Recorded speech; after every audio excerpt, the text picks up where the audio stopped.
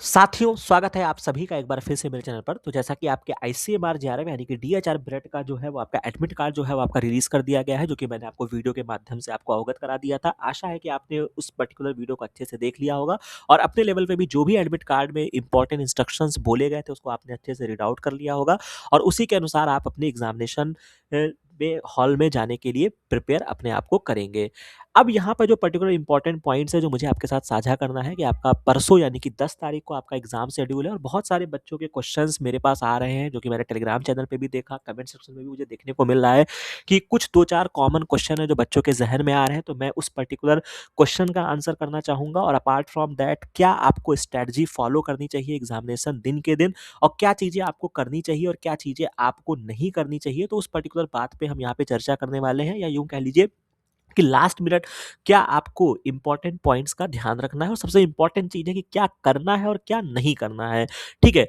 तो इस पर्टिकुलर चीज़ में जैसा कि मैं अगर बात करता हूँ, सबसे पहले मैं आपकी क्वेरीज़ पे आता हूँ कि 2 क्वेरीज़ जो मुझे बहुत ज़्यादा प बच्चों के देखने को मिले हैं, जहाँ पे वो बार-बार मेरे को कमेंट सेक्शन में पूछ रहे हैं, टेलीग्राम चैनल पे पूछ रहे हैं, जिनके पर्सनल मेरे पास कॉल आ रहा है, उनका भी यही क्वेश्चन है या उनका भी यही क्वेरी है कि भैया पेपर का लेवल कैसा होगा? क्योंकि ऑब्वियस सी बात है, ये प्रश्न आना भी बहुत ही स्वाभाविक है। इसमें मैं ये नहीं कहूँगा कि आपके ज़हन में ये प्रश्न क्यों ही आ रहा है, क्योंकि पहले ये एग्ज़ाम जो था वो आपका एनटीए कंडक्ट कराता था, उसके पहले आपका पीजीआई चंडीगढ़ कंडक्ट कराता था, लास्ट ईयर एनटीए ने कंडक्ट कराया और इस साल ये एग्ज़ाम जो है वो आपको एम्स को हैंड ओवर कर दिया गया है। तो ऑब्वियस सी बात है, एम्स एक बहुत बड़ी संस्था है, तो दिमाग में बच्चों के प्रश्न है कि कहीं ऐसा तो नहीं कि हमारे पेपर का लेवल जो है वो हाई-फाई हो जाएगा। तो मुझे ऐसा लगता है कि ऐसा बिल्कुल भी आपको नहीं सोचना चाहिए, आपको अपने ऊपर बिलीव करना चाहिए, अपनी पढ़ाई पे बिलीव करना चाहिए, अपने टीचर पे बिलीव करना चाहिए जिसने आपको अच्छे से पढ़ाया है। ठीक है, क्योंकि ऑब्वियस सी बात है ना, ऐसा थोड़े है कि एम्स अगर पूछ रहा है या एनटीए क्वेश्चन पूछ रहा है, मान लीजिए अगर मैं बायोलॉजी की बात करता हूँ, अगर मैं डीएनए की बात करता हूँ, तो डीएनए ही रहेगा ना। डीएनए का जो स्ट्रक्चर है, जो आपके वाटसन एंड क्रिक ने दिया था, वही तो एम्स वाले भी मानेंगे ना। ऐसा थोड़े है कि वाटसन एंड क्रिक के स्ट्रक्चर को एनटीए नहीं मानेगा या एम्स नहीं मानेगा। भाई सबके लिए बराबर है। क्वेश्चन बेस पेयर जितने एक आपके बेसिक क्वेश्चंस हैं, थोड़े मतलब कह सकते हैं ना कि लगभग चीज़ें तो उतनी ही रहेंगी, ठीक है? तो ये मुझे लगता है कि आपको अभी फ़िलहाल के लिए ऐसा कुछ प्रेडिक्ट करके एग्ज़ामिनेशन हॉल में नहीं जाना चाहिए, क्योंकि वो आपके लिए फिर दो धारी तलवार हो जाएगा, ठीक है? क्योंकि आप अपने लेवल पे गलतियाँ बहुत कर जाएँगे, क्योंकि आप प्रेशर में आ जाएँगे, ठीक है? तो ऐसा नहीं सोचना है। बस इसका सीधा-सा आंसर ये है कि जो भी जैसी परिस्थिति होगी, जो भी जैसे क्वेश्चंस होंगे, वो ऐसा नहीं है कि केवल आपके लिए होगा। अगर सबसे ज़्यादा मैं बात करता हूँ, मतलब बहुत छोटी बात मैं आपको समझाने का प्रयास कर रहा हूँ कि पहली बात, अगर पेपर का लेवल जो होगा वो मैं मान लेता हूँ कि वेरी हार्ड अगर आता है, तो वो सभी के लिए है, ना कि केवल एक पर्टिकुलर आपके लिए। तो जो भी आपके स्कोर होंगे, कट ऑफ होगी, वो उसी के अनुसार निर्धारित होगा। दूसरी जो सबसे इम्पोर्टेंट चीज़ है, जो आपको समझनी पड़ेगी कि हर बार ये पर्टिकुलर जो आपका एग्ज़ाम होता था, ये आपका आईसीएमआर जेआरएफ का एग्ज़ाम, ये केवल 2 घंटे का टाइम आपको दिया जाता था। बाकी जो आपके सीएसआईआर नेट होता है, डीबीटी जेआरएफ होता था, उसमें आपको 3 घंटे का समय मिलता था। इसमें आपको 2 घंटे का समय मिलता था। बहुत ही फ़ास्ट और एक्यूरेसी के साथ आपको ये पेपर सॉल्व करना पड़ता था। बट इस बार इस एग्ज़ामिनेशन का टाइम जो है वो आपका एक्सटेंड किया गया है, यानी कि 1 घंटा टाइम जो है वो आपका बढ़ा दिया गया है। ठीक है? तो यानी कि आपके पास समय भी दिया जा रहा है। अगर मैं मान भी लेता हूँ कि थोड़ा-सा अगर वो ट्रिकी क्वेश्चन देते हैं, तो आपको 1 घंटे का समय भी आपको दिया जा रहा है, जिसमें आप आसानी के साथ उन जो कितने क्वेश्चन भाई एक्सपेरिमेंटल बेस्ड डिज़ाइन करने पर भी आएँगे, तो भी ऐसा थोड़े है कि पूरा 150 क्वेश्चन जो होगा वो आपका एक्सपेरिमेंटल बेस्ड हो जाएगा। ऐसे थोड़े होगा भाई, 25 क्वेश्चन होंगे, 30 क्वेश्चन होंगे, तो उनके लिए आपको यहाँ पे समय भी दिया जा रहा है, पहली बात। तो आपको इस माइंडसेट के साथ जाना है और इसका किसी के पास कोई आंसर नहीं है, ठीक है? जब आप पेपर देके निकलोगे तभी समझ में आएगा। दूसरी चीज़ इंपॉर्टेंट पॉइंट आती है कि आपका सेफ स्कोर क्या आपको टारगेट करना चाहिए। तो ये भी मैं आपको बता दूँ भाई, जिस हिसाब से चीज़ें अनप्रेडिक्टेबल एग्ज़ाम्स में होती हैं, पेपर के पैटर्न को लेके, किसी भी चीज़ों को लेके, लास्ट ईयर भी इनका पेपर का पैटर्न जो था वो बहुत ही अजीब पेपर का पैटर्न था, जो मैंने अपने वीडियो में भी बोला था, ठीक है? अगर हम उसको मद्देनज़र रखते हैं, तो उस पर्टिकुलर एग्ज़ाम में भी मान लीजिए कि इनका 150 नंबर का पेपर था, जो मैंने आपको पूरा मेरा डिटेल का वीडियो भी मिल जाएगा। 75 नंबर लाने में भी बच्चे जो थे वो असक्षम थे, यानी कि बच्चों के 75 नंबर नहीं आ रहे थे, यानी कि जिन बच्चों के 60 से लेके 75 तक की रेंज में नंबर आए हैं, चाहे वो किसी भी कैटेगरी के रहे होंगे, उनको जेआरएफ लास्ट ईयर मिल गया। तो यानी कि अगर आप इसको देखते हैं ना कि भाई 150 का 75 अगर आप देखते हैं, तो ये लगभग 50% है। यानी कि एक आपको कह सकते हैं ना कि आपका भाई एक नेशनल लेवल का जब आप एग्ज़ाम देने जा रहे हैं, कॉम्पिटिटिव एग्ज़ाम देने जा रहे हैं, तो 50% स्कोर अगर आप करते हैं, तो आपको जेआरएफ लास्ट ईयर मिल गया था। ठीक है? और किसी भी कॉम्पिटिटिव एग्ज़ाम में अगर मैं बात करता हूँ तो 50 तो मैं नहीं कहूँगा, बट हाँ 60% जो स्कोर होता है वो बहुत ही डिसेंट माना जाता है। तो मुझे ऐसा लगता है कि अभी के लिए पहली बात तो अगर हम लास्ट ईयर को मान के चलें तो आपको 75 नंबर का पेपर आपको करना है, यानी कि आपको जो स्कोर लगा के चलना है वो 60 से 75 नंबर का लेके चलना है। ठीक है? कि भैया हम इतने क्वेश्चंस हम सही-सही अटेम्प्ट कर लें। ठीक है? क्योंकि यहाँ पे नेगेटिव मार्किंग भी है। ऐसा नहीं है कि आप धुआँधार वहाँ पे करते चले जाओगे।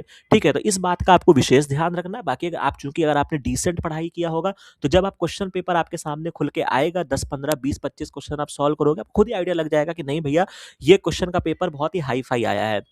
दूसरी चीज़ ये है, जो होगा सभी के लिए होगा, तो जितना आता है उतना सही-सही आपको करके छोड़ देना है। अब ये नहीं है कि भाई 60 क्वेश्चन या 55 क्वेश्चन आपने सही-सही कर लिया, उसके बाद फिर लालच के चक्कर में आपने नेगेटिव कर डाले। नेगेटिव कर डाले तो जो 60 नंबर आपके आने थे, वो पहुँच गया 45 नंबर पे, और क्या पता 60 नंबर पे ही आपको जेआरएफ मिल जाए। ठीक है? तो इस वजह से ये गलती नहीं करनी है। अगर आप 55, 60, 65 स्कोर कर रहे हैं, तो आप वहाँ पे रुक जाइएगा। अगर मतलब नेगेटिव मत करिएगा। अब ये नहीं है कि भैया आता है तो वो भी सर ने बोला था कि नहीं हमको 60 नंबर का पेपर करना है, 65 नंबर का करना है, 75 नंबर का करना है, तो मैं उतना ही करूँगा। ये नहीं भाई, अपने लेवल पे अगर आप आता है, आप कॉन्फिडेंस है, आपको चीज़ें आ रही हैं, तो भाई आपको तो खुली छूट है ना, जितना मन करे उतना क्वेश्चन सॉल्व कर दीजिएगा। लेकिन फिर भी अगर आप एक रेंज लेके चलते हैं, तो आपको 60 से 80 का रेंज मैं कहूँगा कि आप इसको टारगेट कर सकते हैं, और बहुत ज़्यादा मैं कहूँगा कि इसमें भी मत उलझिए, वहाँ पे अपना बेस्ट देने का प्रयास करिए, जितना कम नेगेटिव मार्किंग के साथ अपने क्वेश्चन अटेम्प्ट कर सकते हैं, वो करिएगा। तो मुझे लगता है कि मैंने यहाँ पे दोनों ही जो आपके पॉइंट्स थे, उसका मैंने आंसर कर दिया है। अब 1-2 चीज़ आप विशेष तौर पे ध्यान रख लीजिएगा, जो मैं आपको समझाना चाहूँगा। सबसे इम्पोर्टेंट ये है कि आपके पास 3 सेक्शन में पेपर आएँगे, ए, बी, सी। ए जो है यहाँ पे शायद जो है वो आपका जनरल एप्टीट्यूड और दुनिया भर की चीज़ें हैं। मैं आपको रिकमेंड करूँगा कि आप इसको पहले लेवल पे सॉल्व मत करिएगा, क्योंकि अगर यहाँ पे अगर आप उलझते हैं, अपने टाइम को वेस्ट करेंगे, उससे बेटर है कि जो आपका बायोलॉजी का पार्ट है, क्योंकि सेक्शन बी तो सभी के लिए कॉमन होगा, जिसमें आपका लगभग जनरल बायोलॉजी आपसे पूछी जाएगी। इसमें आपको आराम से क्वेश्चन जो मैंने पढ़ाए हैं वो आपको मिल जाएगा। ठीक है? तो सबसे पहले आप सेक्शन बी करिएगा। देन सेक्शन सी जो आपने चूज़ किया होगा, सब्जेक्ट बायोकेमिस्ट्री, माइक्रोबायोलॉजी, बायोटेक्नोलॉजी, जो भी चीज़ें आपने चूज़ किया होगा वो मिलेगा। तो सबसे पहले आप बी और सी को करिएगा, क्योंकि यहाँ पे आपके शायद 50 क्वेश्चन है, यहाँ पे भी 50 क्वेश्चन है, तो 100 क्वेश्चन आपको यहाँ पे मिलने हैं। अगर आप यहीं से ही 60-65 क्वेश्चन कर ले जाएँगे तो भी आपका हो जाएगा।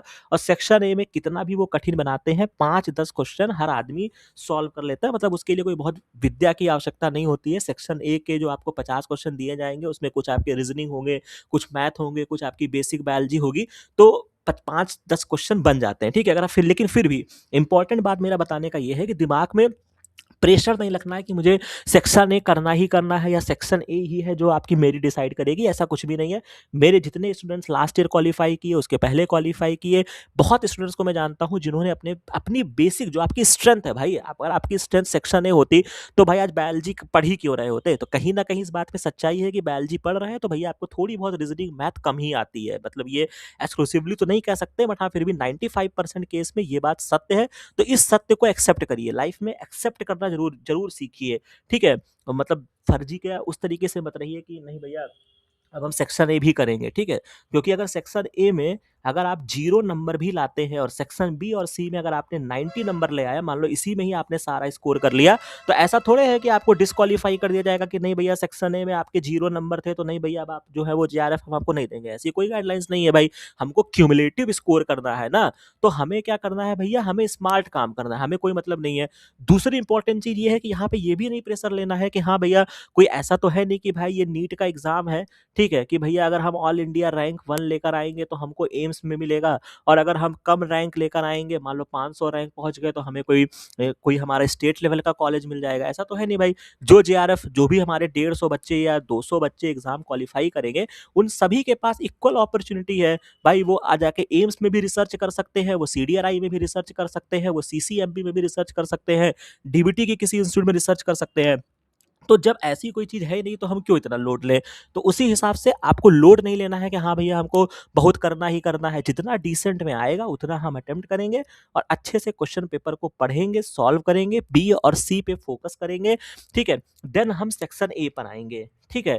तो इन चीज़ों का आपको विशेष ध्यान रखना है। बाकी चूँकि आपका कंप्यूटर बेस्ड टेस्ट है, तो मैंने एक बार और भी ये चीज़ें आपको बताई थी कि सीबीटी मोड के पेपर को आपको कैसे अटेम्प्ट करना है। फिर भी मैं आपको एक बहुत शॉर्ट में बता देता हूँ, चूँकि वहाँ पे जो भी आपका कंप्यूटर स्क्रीन पे चीज़ें होंगी भाई, शायद रेड कलर में होगा जिसको आपने नहीं अटेम्प्ट किया होगा, ग्रीन कलर का होगा जिसको आपने अटेम्प्ट कर लिया होगा।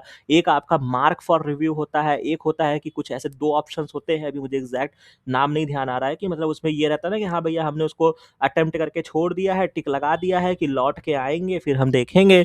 लेकिन कभी-कभी ऐसा क्या होता है ना कि अगर आप उसको भूल जाते हैं तो वो काउंट कर लेता है, ठीक है? मतलब कभी-कभी सिस्टम में बहुत सारे गेट के एग्ज़ाम में या बाकी एग्ज़ाम्स में कभी-कभी ऐसा होता है कि अगर आपने मार्क फॉर रिव्यू करके छोड़ दिया है तो वो काउंट कर लेते हैं। तो इस वजह से आपको एक काम ये करना होगा, जो आपको एक ट्रिक मैं बताता हूँ कि आपको इसको फ़ॉलो करना है, जिससे आपका समय भी बचेगा। तो आपके पास जो भी एडमिट कार्ड है, मान लो रफ शीट ये नहीं अलाउ कर रहे हैं, लेकिन उसी एडमिट कार्ड के पीछे क्या करना कि एक ऐसे लाइन खींच लेना, ठीक है? तो उसमें मान लो कि सपोज़ जैसे आप क्वेश्चन्स पढ़ रहे हैं, तो आप सेक्शन बी लिख लेना मान लो, ठीक है? अब सेक्शन बी में मुझे लगा कि यार 5 क्वेश्चन जो है, ये मैं कर ले जाऊँगा, लेकिन अभी मुझे क्लिक नहीं कर रहा, मैं 2 ऑप्शन में कन्फ्यूज़ हूँ, ठीक है? तो तब क्या करना कि उसको वहाँ पे मार्क फॉर रिव्यू मत करना, या फिर सोचना कि नहीं यार इस पे मुझे 95% श्योर है, बट 1% में मैं डाउट में हूँ या 5% में डाउट में हूँ, तो वहाँ पे मार्क फॉर रिव्यू आपको नहीं करना है। अपने कॉपी में मतलब जो आपका एडमिट कार्ड होगा ना, वहीं पे सेक्शन बी डाल के लिख लेना 55, ताकि दोबारा आना ना, ताकि यहाँ पे भी आपको माउस से आपको केवल 55 क्वेश्चन नंबर पे आपको क्लिक करना होगा। जैसे क्लिक करोगे वैसे पहुँच जाओगे। तो जो-जो आपके डाउट वाले क्वेश्चन होंगे उनको वहाँ पे मार्क फॉर रिव्यू ना करने के बजाय अपनी कॉपी में लिख लेना कि 55, 66 फिर 75 नंबर का क्वेश्चन है जो मुझे देखना है, ठीक है?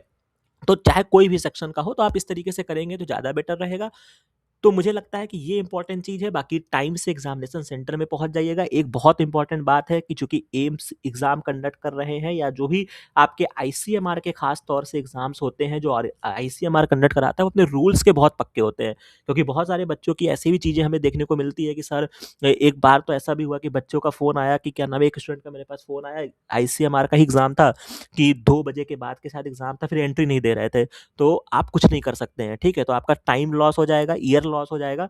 इसी वजह से सेंटर पे आपको टाइम से पहुँचना है, ठीक है? ये गलती मत करिएगा कि वहाँ पे हम रोने लगेंगे या कुछ भी करने लगेंगे, जाके केस कर देंगे या कुछ भी कर देंगे, कुछ काम नहीं करेगा। वो उनकी अपनी एक अथॉरिटी है, उन्होंने आपको सेंटर पहले से बता दिया, उन्होंने आपको सारी चीज़ें पहले से बता दी है, तो ये आपकी रिस्पॉन्सिबिलिटी है कि भैया गेट क्लोजिंग टाइम से पहले वहाँ पहुँच जाइएगा। तो इस चीज़ का विशेष ध्यान रखिएगा, किसी तरीके का प्रेशर मत लीजिएगा। एक और बहुत इंपॉर्टेंट चीज़ जो बहुत ज़िम्मेदारी के साथ मैं कहना चाहूँगा, कि ये पर्टिकुलर एग्ज़ाम्स को लेके अगर आपने ज़िम्मेदारी के साथ पढ़ा होगा, तो अभी चाहे जितने भी आपके, जो भी आप कह सकते हैं ना कि बहुत सारी कोचिंग इंस्टीट्यूट हैं जो कि जेआरएफ के लिए पढ़ाते हैं, सीएसआईआर नेट वगैरह के लिए, लेकिन ख़ास तौर से आईसीएमआर के लिए आपको या डीएचआर के लिए आपको ना कहीं पर कोई बहुत एक्सक्लूसिवली आपको ना लेक्चर्स दिखे होंगे, ना आपको बहुत ज़्यादा इसके पीवाईक्यूज़ दिखे होंगे, या कह सकते हैं कि ना बहुत ज़्यादा आपको कोई मॉक टेस्ट मिला होगा। मतलब इस तरीके की कोई भी विशेष चीज़ नहीं, सभी का जो फ़ोकस्ड होता है वो आपके सीएसआईआर पे होता है। तो कहने का मतलब ये है कि एक आप पॉजिटिव मोटिवेशन ये भी ले सकते हैं कि भाई जिस तरीके से आप बहुत प्रश्न चिन्हों में बंधे हुए हैं कि भैया कैसा होगा एग्ज़ाम, कैसा पेपर आएगा, या क्या नाम है कि कैसे क्या तैयारी होगी, कि ऐसा तो नहीं कि बहुत सारे लोगों ने किया होगा। जो लेवल आपका है वही लेवल सबका है। ये बहुत ज़िम्मेदारी के साथ मैं बोल रहा हूँ, क्योंकि इस पर्टिकुलर एग्ज़ाम को लेके कोई विशेष तैयारी किसी ने नहीं किया है, और वैसे भी एग्ज़ाम बहुत डिले चल रहा है, ठीक है? तो सब अपने विवेक से, जिन्होंने सीएसआईआर पढ़ा होगा, जिन्होंने डीबीटी के लिए पढ़ा होगा, बस वो अपने ज्ञान का उपयोग करेंगे, ठीक है? वहाँ पे जाके मतलब उसको अप्लाई करेंगे, ठीक है? ऐसा कुछ नहीं किसी ने कोई मॉक टेस्ट दिया होगा, किसी ने कहीं पर कोई क्वेश्चन पेपर सॉल्व किया होगा। जितने कंटेंट, एक और इम्पोर्टेंट बात, जो आपने हमसे पढ़ा है, वो कंटेंट बहुत एक्सक्लूसिव है। अगर आप 10 तारीख को पेपर देकर आओगे, फिर मैं टेलीग्राम पे आपसे संवाद करूँगा।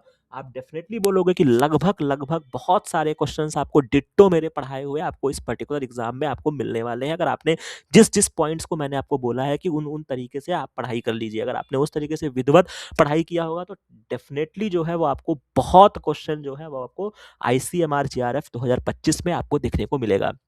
तो ये भी चीज़ को अपने दिमाग पे रखिए, और जो चीज़ें होगा वो सभी के लिए होगा। ऐसा नहीं है कि किसी भी ऑर्गेनाइज़ेशन बॉडी के लिए कोई उनके एक क्या कहते हैं दुश्मन नहीं है, ठीक है? तो ये वाली मेंटालिटी मत लेके जाइए। बाकी सेंटर पे टाइम से पहुँचिएगा, सेंटर पे ज़्यादा बात-वात मत करिएगा। कोई भी आपके हित मित्र, दोस्त कुछ भी मिलता है उनसे दूर रहिएगा, कोई सीनियर्स होते हैं उनसे दूर रहिएगा। टाइम से पहुँचिएगा और अपना एग्ज़ाम पे फ़ोकस करिएगा। जितनी बातें हमने आपको बताई है, लास्ट मोमेंट पे कंटेंट्स अवेलेबल हैं। मेगा रिवीजन की प्लेलिस्ट देख लीजिएगा। जो-जो इम्पोर्टेंट टॉपिक्स आपको पढ़ाते समय मैंने टिक कराया है, तो बार-बार उसको बताने की भी आवश्यकता नहीं है। तो इम्पोर्टेंट पॉइंट्स को ज़रूर देखिएगा। ख़ास तौर से मेगा रिवीजन का जो प्लेलिस्ट है वो वीडियोज़ को अच्छे से देख लीजिएगा। न्यूमेरिकल्स अच्छे से देख लीजिएगा। आईसीएमआर के जो फ़ेवरेट टॉपिक्स हैं, डिज़ीज़ एंड डिसऑर्डर्स हैं, उनको अच्छे से पढ़ लीजिएगा, ठीक है? तो इन सब चीज़ों को बहुत अच्छे से रिकॉल कर लीजिएगा और अपने ऊपर भरोसा रखिएगा। अपने कहते हैं ना कि अपने ईस्ट पे भरोसा रखिएगा, ठीक है? तो जो होगा वो सब बेहतर ही होगा। तो अपना अच्छा-सा एफ़र्ट करना है, ज़्यादा वहाँ पे सोचना नहीं है कि इन्होंने अच्छी तैयारी की होगी या उन्होंने अच्छी तैयारी की होगी, ऐसा कुछ भी नहीं है। या ये पेपर बनाएँगे तो कठिन आएगा, वो पेपर बनाएँगे तो ईज़ी आएगा, ऐसा कुछ भी नहीं है। जो होगा सबके लिए होगा, अच्छा करेंगे तो आपका अच्छा रिज़ल्ट आएगा। बस इतनी सी बात है। इतनी सी बात को अपने दिमाग में रखते हुए जो सर ने बताया है उसको अपने दिमाग में रखेंगे, उसको फ़ॉलो करेंगे और एग्ज़ामिनेशन हॉल में जाएँगे। तो मुझे लगता है कि यहाँ तक हमने आपकी सारी बातों को अच्छे से क्लियर कर दिया है। कंटेंट्स अवेलेबल हैं, लास्ट मोमेंट पे अच्छे से रिवाइज़ कर लीजिएगा। ठीक है, अगर आपका दूर सेंटर आया है तो टाइम से निकल जाइएगा, सेंटर टाइम से पहुँचिएगा और जिस तरीके से मैंने आपको बताए हैं अटेम्प्ट करने का तरीका, उस तरीके से आप अपने क्वेश्चन पेपर को अटेम्प्ट करिएगा। पॉजिटिव इंटेंट के साथ जाएँगे, ठीक है? तो इसी के साथ मैं इस वीडियो को विराम देता हूँ। बाकी अपने हित मित्रों में ज़रूर साझा करिएगा, बाकी पेपर देने के बाद आइएगा, तो टेलीग्राम चैनल जिन लोगों ने नहीं जॉइन किया है, वो वहाँ पे ज़रूर जॉइन कर लेंगे, अपने क्वेश्चंस पोस्ट करेंगे, अपनी जो भी आपका फीडबैक होगा वो आप पोस्ट कर सकते हैं, कमेंट सेक्शन में बता सकते हैं। तो जो भी आपका रहता है कि हाँ भैया ये एग्ज़ाम हमारा कैसा हुआ, कैसा नहीं हुआ, कैसे क्वेश्चंस वहाँ पे आए थे, तो उसके बारे में हम फिर आगे चर्चा करेंगे। तो आशा है कि ये वीडियो आपको अच्छा लगा होगा, अपने हित मित्रों में ज़रूर साझा करिएगा। बाकी मिलते हैं नेक्स्ट वीडियो में, नेक्स्ट इन्फॉर्मेशन के साथ। Thank you very much.